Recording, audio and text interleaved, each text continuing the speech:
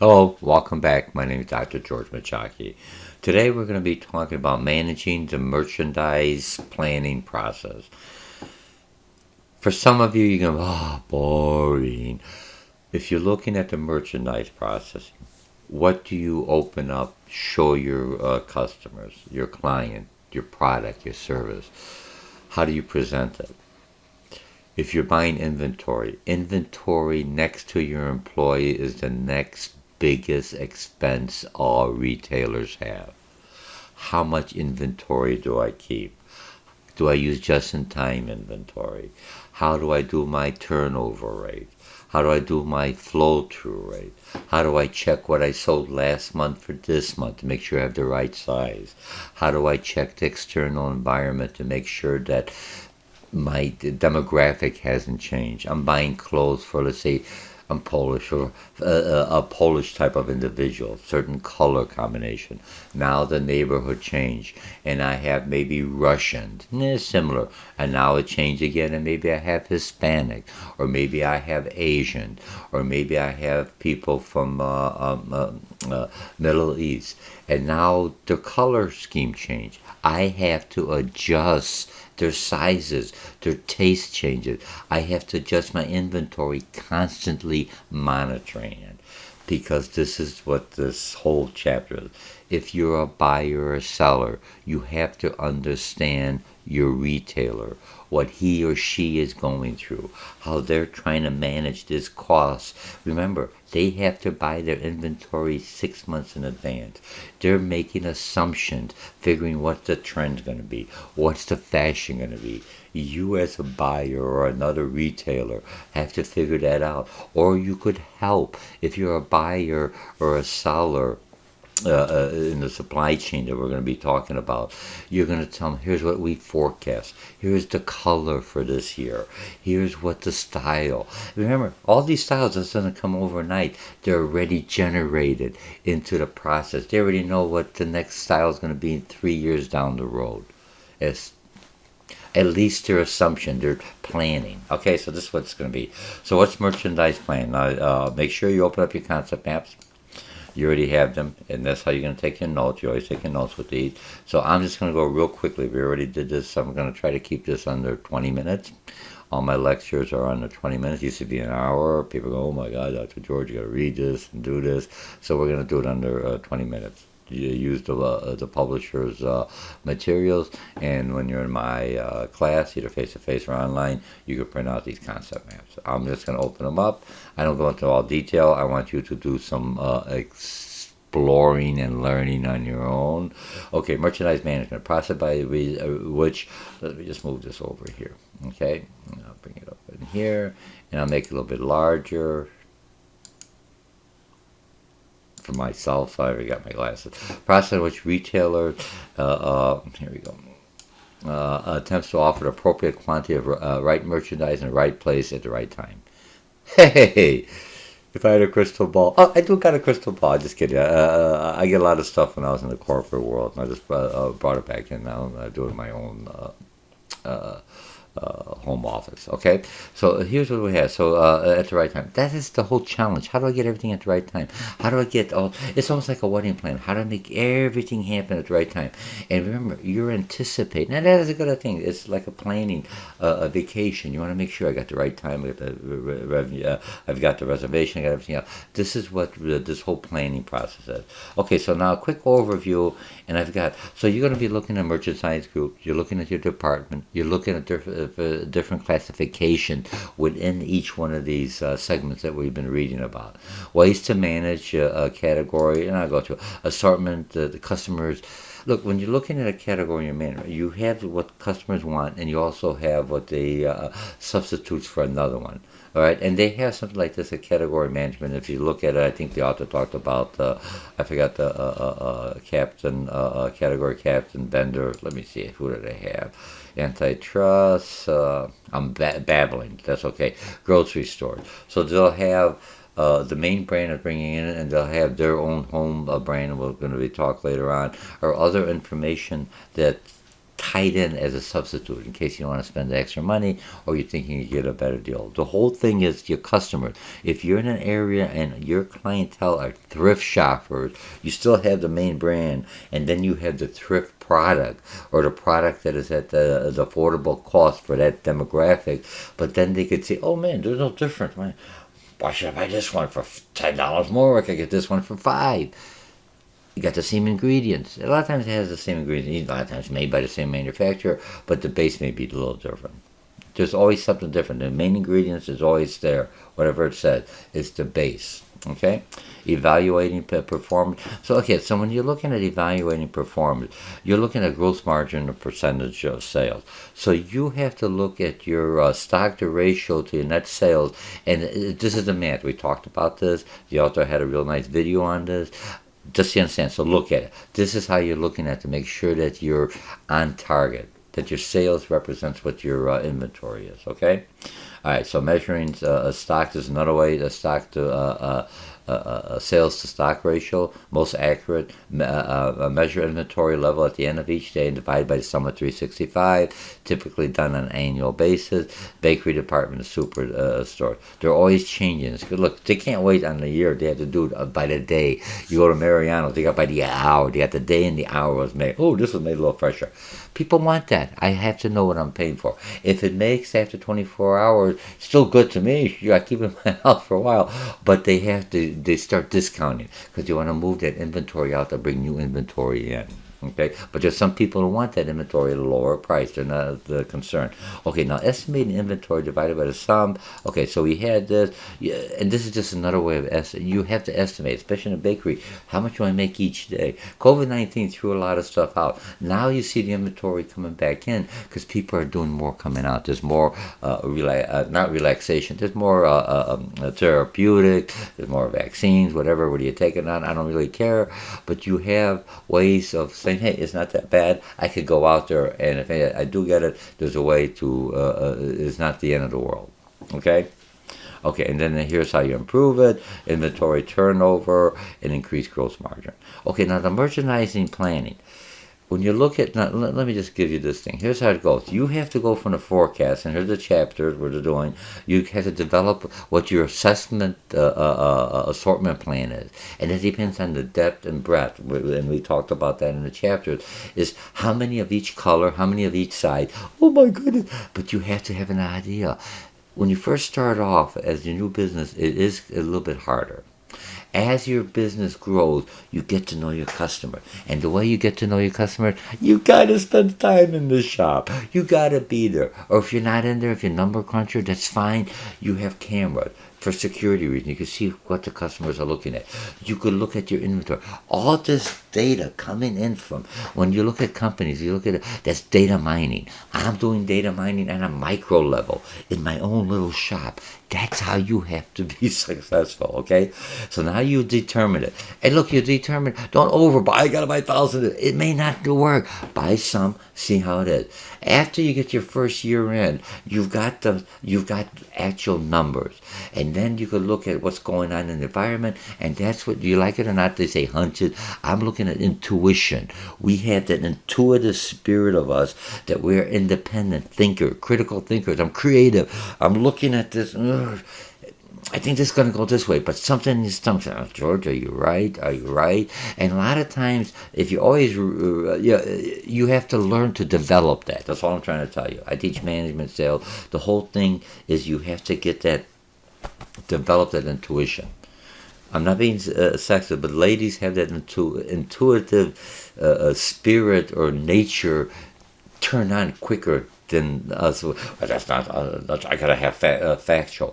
Fine, you gotta have factual, but still that intuition is like your rudder. Let's see, maybe I should look at it this way. This sounds too good to be true. That's where your intuition comes in. Check it out, okay? And then you determine, allocate. Now, if you have different stores, each store doesn't have it. Look, you have some stores that are outlet stores. They just funnel everything in. Certain stores, like in the Chicagoland area, you have urban style for the fashion. It may not sell out here in the suburbs. And now the suburbs are looking at it. And some of it goes back and forth. So I move merchandise around. I got something here that's not selling, it may sell over there. different demographic, different people. You have to know how to do that. Okay, monitor and evaluate. So these are the chapters you're going to be doing. Okay, now you have different staple things that people buy all the time: basic merchandise, continuous replenishment. I'm looking at my time. I got this set up pretty good. So I'm at 10 minutes already. I don't want to spend too much time because this is a quick overview. Seasonal stuff. How much seasonal stuff? Right now you have what do you like? Easter bunny popping all around. A lot of people have candy. How much you buy? How much I sell last year? How much are people coming out there? How much is online? And if I do sell it, okay, today is Easter. Mark it down 50%. Get it out there. Now there are people who buy it because they want to be prepared. There's people like me. 50%. Now I buy all the stuff that's left, but I get it at a good price. And here it is. This is what the Easter Bunny brought you. All right. Are we good?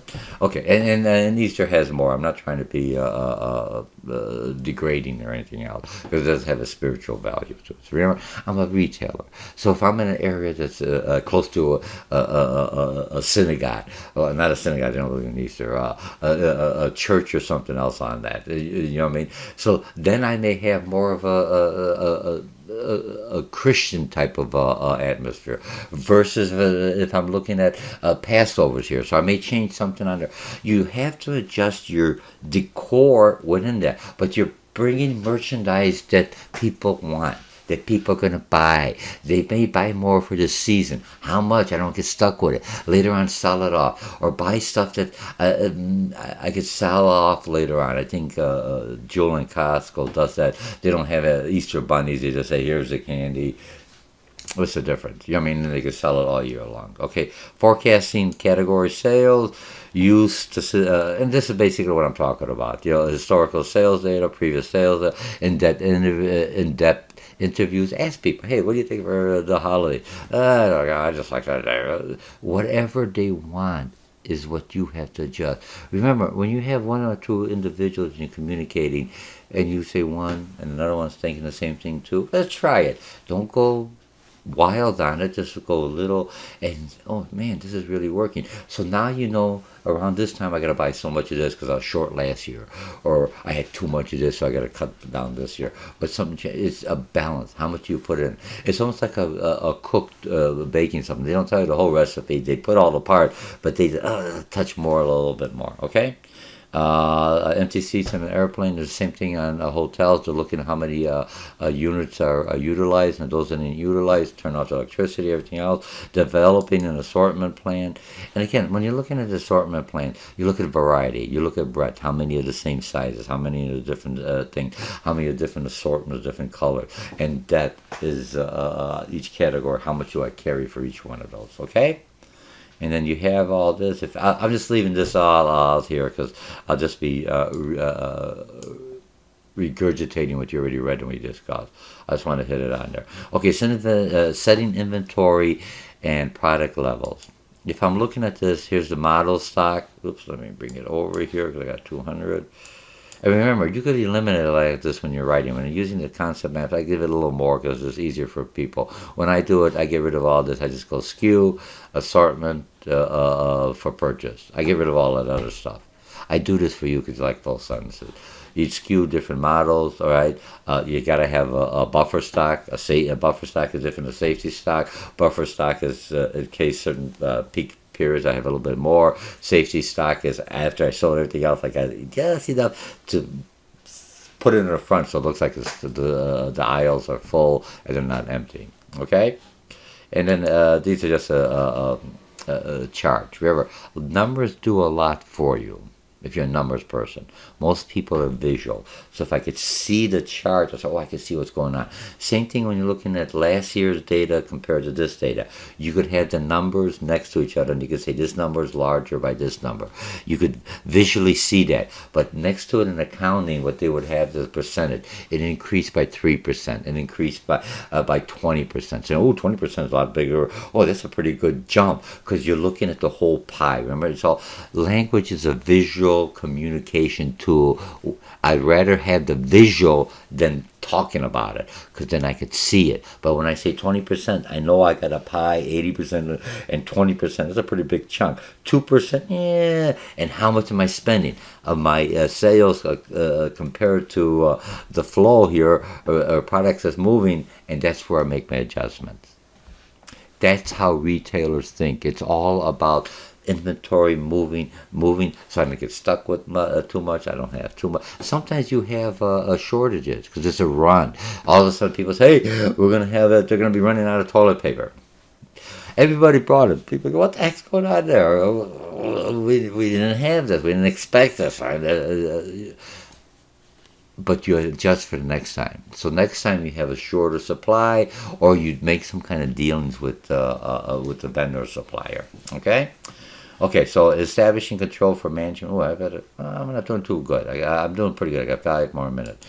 Okay, so when I'm establishing control, you have to have control so you don't have too much equipment. Sometimes I work with clients that come in there and say, let's use safety stock. They got a whole bunch of stuff. I go, we got 10 of these. You must use a lot of these. No, we only use 1 every 5 years. Why do you have to? I got a good deal. Good deal is taking space up. It's obsolete. How many people use that? They want the newer version, for goodness sake. Somebody's going to steal it.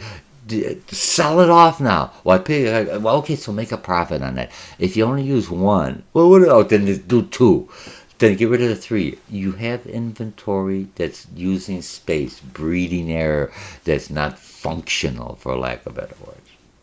Not really breeding error, but it's there. Okay? All right, so determine the level. So here's when you look at the flow of the staple merchandise. A lot of the stuff is automatic. We talked earlier with technology, point of purchase. When they scan it, they already know this reduces the inventory. The other day, they had a lady in there working in the aisles, and she's just going, what the heck is she doing? She's checking the inventory. She's looking at 5, 10, 10 to make sure all the inventory, the prices are right on this. Because remember, customers get upset. If it's a $2.99, it's $5, it's not good. Okay, so what else do we have? Allocating stores. Merchandise. If I look at how much merchandise I allocate to the stores, you don't want to have their supply house done there, because it's going to be too much merchandise in one store. It may move, may not move. So if you look what Best Buy does, Best Buy shrunk their store sizes, their footprint. The items they have in the store, the large appliances, that's the only item you have. You can't pick it up from the store unless to say, hey, we're discontinuing it. It's marked down. Here's the display model. You can take it home or deliver it for you. Whatever. We'll package it for you. Otherwise, everything else is in a hub. And in the hub, all these stores say, I need this. And the hub is set up with a certain radius that makes sense. They'd say, okay, on Tuesday we'll deliver here, boom, boom. And they do the delivery. It's customer service. Remember we talked about CRM, customer relation services? Hey, free delivery. And why is it free? Because when people take a break, it's this way came out of the box. It was broken. I didn't do that. I didn't drop it down the stairs. No, the box came delivered. You don't want to question a customer, even though, okay, some customers, yeah, right, like we issued this out. Oh, you might have, but whatever. You don't want to go into that. So by you delivering, putting it there, you sign off. Yes, this person says 2 people. I delivered it, wasn't broken, nothing wrong with it. Take it as it is.